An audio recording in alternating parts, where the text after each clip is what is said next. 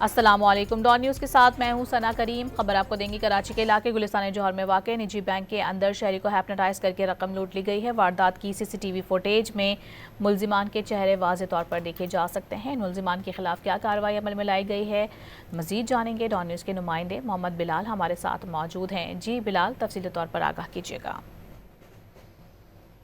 गुलिस्तान जौहर में वाक़े निजी बैंक के अंदर शहरी को हैप्नोटाइज करके रकम लूट ली गई, जबकि वारदात का मुकदमा गुलिस्तान जौहर थाने में भी दर्ज किया गया है। मुकदमा शहरी जासिम की मुद्दईयत में दर्ज किया गया है। बैंक के अंदर वारदात की सीसीटीवी फुटेज में मुलजमान के चेहरे जो है वाज़ेह तौर पर देखे गए कि सीसीटीवी फुटेज में भी दिख गया है कि दो अफराद अलग अलग मोटरसाइकिल पर बैंक के बाहर पहुंचे थे। एक शख्स बैंक के अंदर गया और दूसरा दोनों मोटरसाइकिलों का रुख सड़क की तरफ करता है और मोटरसाइकिल का रुख तब्दील करने के बाद दूसरा शख्स भी बैंक में दाखिल होता है। शहर में शहरी जो है बैंक में दाखिल होकर मशीन से टोकन लेता है और टोकन लेकर डिपॉजिट स्लिप बनाता है और आगे जाकर जब कुर्सियों पर बैठ जाता है तो पहले से बैठे नौसरबाज शहरी को टोकन नंबर तब्दील करने के बहाने से पहले टोकन लेते हैं, बाद में शहरी के हाथ से रकम भी ले लेते हैं और अकाउंट करना शुरू कर देते हैं। शहरी की